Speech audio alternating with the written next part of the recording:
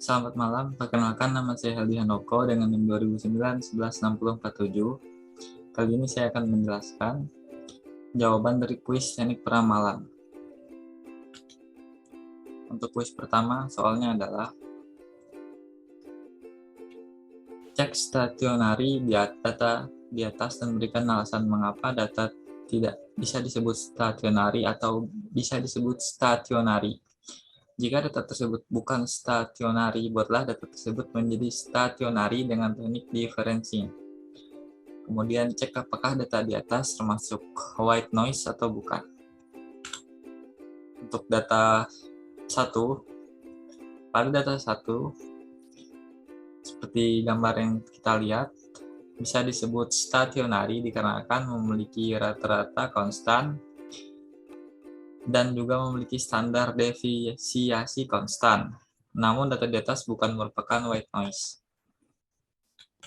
Kemudian untuk data kedua, tidak dapat dikatakan stationari dikarenakan terdapat seasonality. Kemudian untuk data kedua, bagian grafik kedua, data diubah dengan teknik differencing agar menjadi stationari. Untuk data ketiga tidak stationari karena memiliki rata-rata konstan, namun tidak memiliki standar deviasi konstan. Untuk data ketiga, grafik kedua, data diubah dengan teknik differencing agar menjadi stationari. Kemudian data keempat tidak dapat dikatakan stationari karena memiliki rata-rata konstan dan juga standar deviasi yang konstan. Kemudian untuk data kelima, data berikut ini tidak dapat dikatakan stationari juga dikarenakan mengalami perubahan pada covariance dan mean. Kemudian untuk data kelima, grafik kedua diubah dengan teknik differencing agar menjadi stationari. Untuk kuis kedua, mengapa ARIMA tidak perlu menggunakan data stationari? Jawabannya karena ARIMA termasuk ke dalam suatu model yang berasal dari metode Box-Jenkins, yang dimana metode ini yang digunakan untuk data yang tidak statis atau non-stationary, dan suatu datetime series yang tidak stasioner harus diubah terlebih dahulu menjadi data stasioner, karena aspek AR dan MA dalam model ARIMA hanya berkenaan dengan data time series yang stasioner. Kemudian untuk kuis 3, ARIMA memiliki suatu parameter, yaitu P, D, dan Q. Jelaskan secara singkat apa yang dimaksud dengan P, D, Q, bagaimana cara mendapatkan nilai tersebut. Untuk jawabannya, pengertian parameter P, D, dan Q. Untuk parameter P adalah order untuk proses autoaggressive AR. Kemudian untuk parameter Q adalah order yang menyatakan proses moving average. Dan kemudian parameter D menggunakan order yang menyatakan banyaknya proses diferensi yang dilakukan pada datetime series yang tidak stasioner.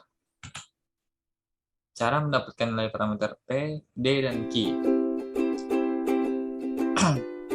yaitu dengan grafik data autokorelasi fungsi ACF, kemudian ada partial autocorrection function PACF,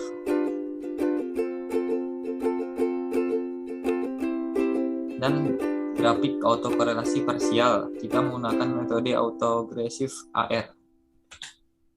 Kuis keempat, yaitu perhatikan data dalam Excel. Dari data di Excel, tentukan mana yang bukan time series dan mana yang dapat disebut time series. Selanjutnya, tentukan jenis time series tersebut, apakah univariate atau multivariate. Untuk jawabannya, pada data 1, pemasukan toko ABC, pada data 1 dapat lihat bahwa data tersebut bukan time series dikarenakan tidak ada variabel yang ketergantungan dengan tahun kartual pada pemasukan toko ABC. Untuk data kedua, data penghasil ikan, Pada data kedua, dilihat bahwa tabel tersebut merupakan time series musiman, karena penyampaian pada bulan sebelumnya bergantung pada iklim. Jenis time series pada data ini adalah univariate, karena jumlah tangkapan ikan tergantung dari penyampaian bibit ikan. Kemudian data ketiga, pasien penyakit jantung. Pada data ketiga tidak dapat dikatakan time series karena tidak adanya variabel yang bergantung pada umur. Kemudian data 4, penjualan rumah di kota.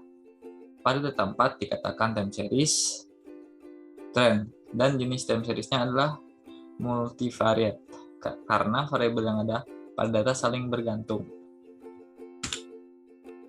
Kemudian data kelima, suhu kota ABC. Pada data kelima tidak dapat dikatakan time series karena terdapat banyak sekali data yang tidak valid. Kemudian data keenam, penjualan alkohol. Pada data 6 dapat dikatakan time series musiman dan jenis time seriesnya adalah univariate karena penjualannya sering terjadinya naik turun pada bulan-bulan tertentu. Sekian dari saya, terima kasih. Mohon maaf jika ada salah kata.